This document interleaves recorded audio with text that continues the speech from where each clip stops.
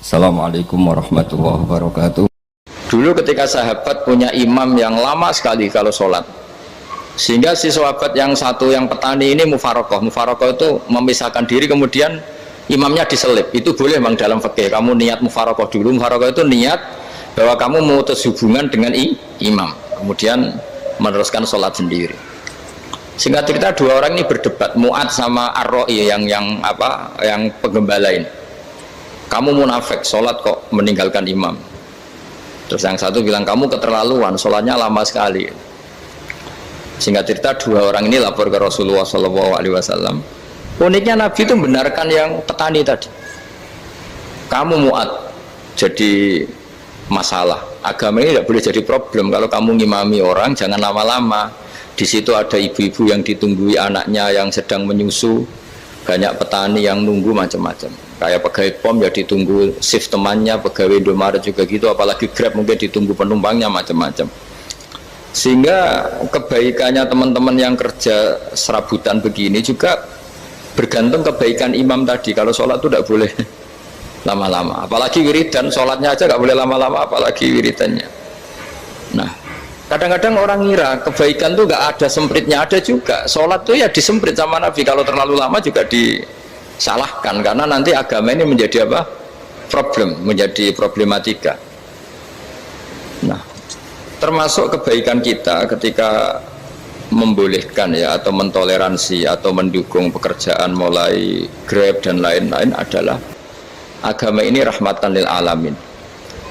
Dulu ada seorang sahabat tanya, ya Rasulullah, boleh nggak kita ngegeng di perapatan gitu?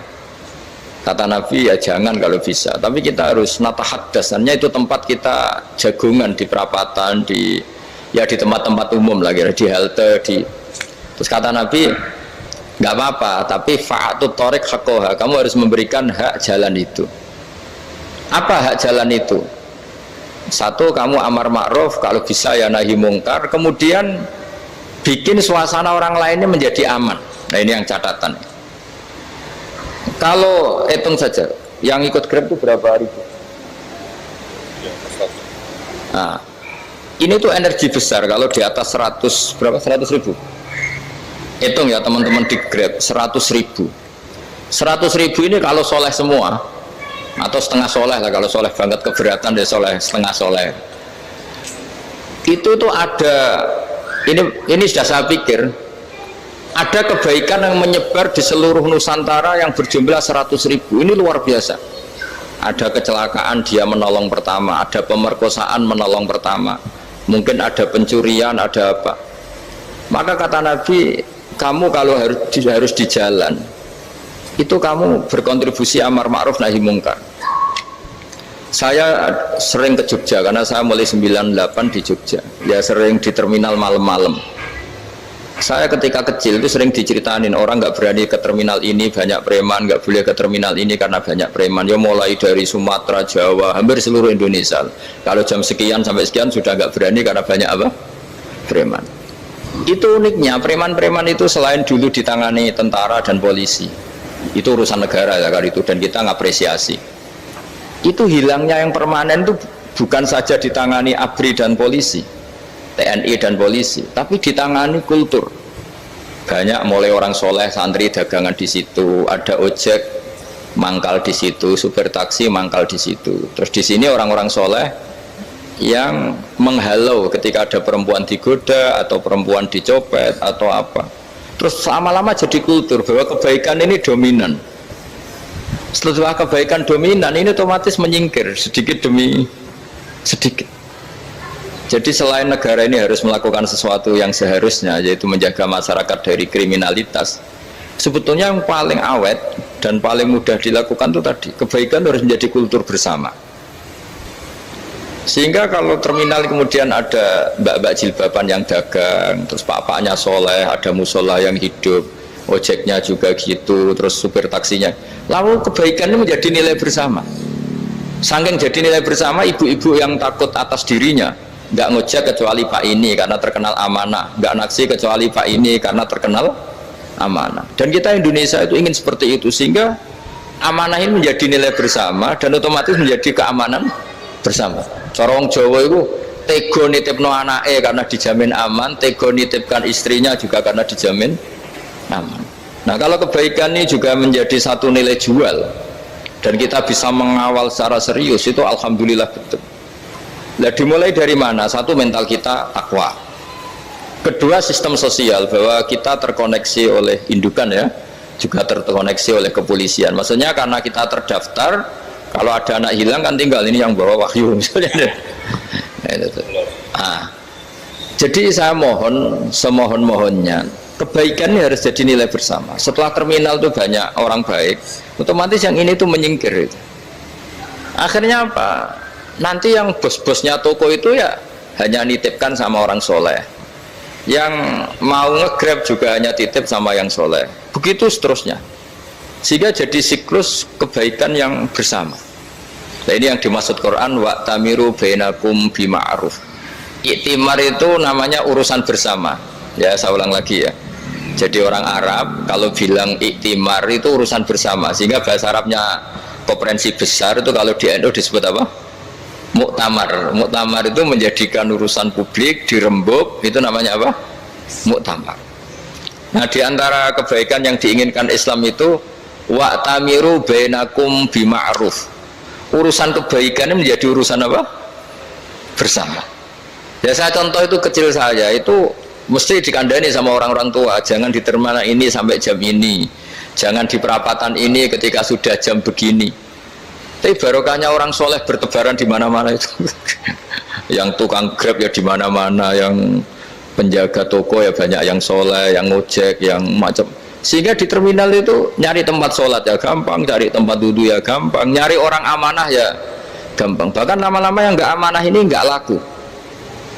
Dan ini yang kita inginkan. Dan ketika nggak laku, akhirnya dia kalau ingin laku harus amanah, atau ingin laku harus tobat. Nah, agama ini urusan bersama, sehingga Allah mengistilahkan wa tamiru bainakum bima'ruf. Jadikan kebaikan ini urusan bersama. Sehingga karena ini urusan bersama, ketika kita jadi kiai juga harus, kalau misalnya tadi ada Gojek kok makmum, atau Grab kok makmum, atau supir bis kok makmum, kiainya harus cepat sholatnya, jangan baca surat Baqarah, nanti diomel-omelin apa penumpangnya. Begitu juga ibu-ibu menyempatkan jamaah, waktunya tidak lama, di rumah sudah ditunggu anaknya yang masih menyusu. Makanya Nabi ngendikan idza amma ahadukum as-sholata falyukhaffif. Kalau kamu jadi imam, sholatnya harus relatif cepat. Fa inna fihim ad-dhaif badal hajat. Di antara makmum itu yang banyak punya urusan. Selain ada yang lemah, ada yang punya banyak urusan.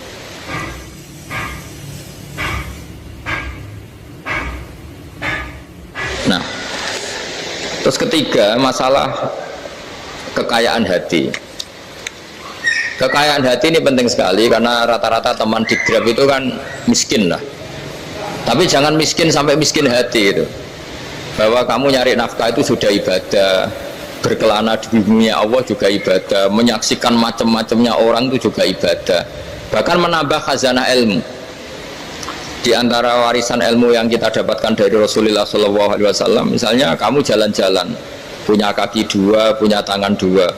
Gara-gara jalan-jalan sering ngerti orang yang buntung. Alhamdulillah meskipun saya hanya Grab masih punya kaki utuh. Terus ketemu orang buta ya gitu. Alhamdulillah ladzi afani mimma btalaka bih. Alhamdulillah saya terselamatkan dari seperti itu. Sehingga melihat orang maksiat juga gitu. Saya meskipun gini terselamatkan dari tempat maksiat, sehingga hidup itu tidak nelongso gitu. Ada nilai lebih yang kita punyai. Jadi di antara kebaikan Islam adalah orang disuruh ingat sisi nikmat. Nah, kalau nikmat itu sudah ada semua, kata Imam Ghazali, nikmat hidup. Kata Imam Ghazali, jika nggak ada kenikmatan yang Anda punyai, kamu datang ke kuburan. Disuruh datang ke kuburan. Dan kamu bilang begini, kenikmatan kembali ke dunia adalah kenikmatan yang diinginkan mulai yang mati zaman Nabi Adam sampai kiamat. Jadi kalau Fir'aun yang pernah jadi raja, Namrud, semuanya, bahkan orang-orang soleh sekalipun, kalau kamu tanya keinginan terbaiknya apa? Ingin kembali hidup untuk membenahi kesalahannya zaman hidup. Artinya apa? Kehidupan yang kita miliki sekarang adalah kenikmatan yang dirindukan mulai yang mati zaman Nabi Adam sampai kiamat. Maknanya apa? Kita punya kenikmatan yang luar biasa karena kenikmatan yang dirindukan oleh orang yang sudah mati mulai dulu sampai sekarang. Apapun masalah hidup Anda ini punya kenikmatan yang nggak tertandingi, yaitu namanya hidup. Barokahnya hidup itu kita bisa tobat. Setidaknya ingin tobat. Kalau nggak bisa tobat, ingin tobat. Makanya di Indonesia itu banyak nyuwun sewu, banyak maling yang anaknya itu soleh, karena kalau ngandani anaknya tetap gini, wes le bapak tok sing lakoni kue ojo, bapak tok yang alami ini kamu jangan. Banyak di Indonesia orang nggak bisa baca Quran, anaknya hafid, karena setiap bodoh itu tidak diwariskan. Wes le bapak tok sing bodoh kue ojo bodoh. Mungkin teman-teman di Grab juga gitu, wes bapak tok cong sing nasi pengen kue ojo. Jadi kebaikan begini itu akan terus menerus diwariskan, sehingga banyak orang tidak tamat SD anaknya dosen, nggak tamat SMP anaknya dekan, karena setiap dari kita itu cita-cita kebaikannya menurun ke anak cucunya, keburukannya berhenti di dia. Cara wong Jawa itu bapak tok sing nglakoni. Nah, di sini saya jelaskan tentang kekayaan rohani. Jadi saya mohon ketika Anda jalan-jalan nganter penumpang itu harus sering muji Allah Subhanahu wa taala.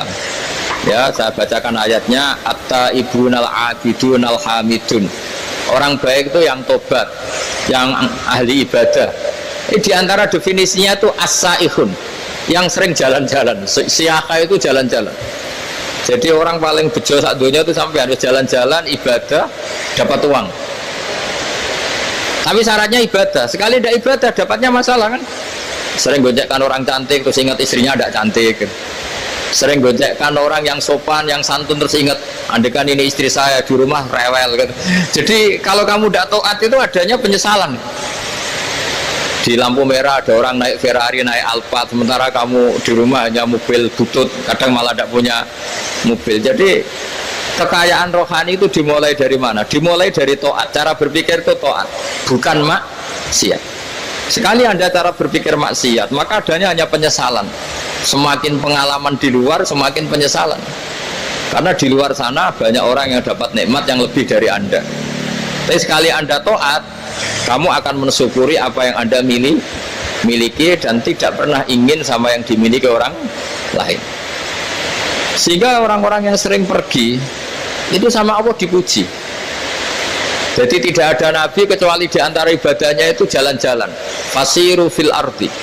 Sehingga semua nabi itu mesti pernah melakukan perjalanan internasional. Rasulullah Muhammad SAW pernah jalan-jalan sampai ke Syam, padahal beliau orang Mekah. Nabi Ibrahim yang orang Syam pernah perjalanan sampai ke Mekah. Karena di antara kearifan itu ya dimulai dari apa? Jalan-jalan. Tadi kamu ngerti orang yang macam-macam. Makanya di antara kebaikan umatku kata Nabi itu siyaha fil ard, sering berkelana, tapi tentu untuk mengambil pelajaran. At-taibunal abidunal hamidun as-saihun. Nah, agama mensupport itu. Sehingga kata Nabi, jika ada orang kok sholat qobliyah, ba'diyah semuanya di masjid, sama Nabi ditegur, la taj'alu buyutakum kuburan, rumah kamu jangan jadikan kuburan, harus dapat jatah apa? Sholat. Kata ulama, kalau ada orang sering sholat di satu titik itu ditegur, kamu harus ganti titik yang lain supaya saksi bahwa kamu di bumi sholat itu banyak. Jadi kita ya punya nilai positif juga tentang apa, karena kita sering siyahah, kalau bahasa Arabnya itu sering keluyuran, saksi kita kebaikan juga banyak. Tapi pesan saya paling pokok tadi ya, jadikan komunitas kebaikan itu punya nilai jual.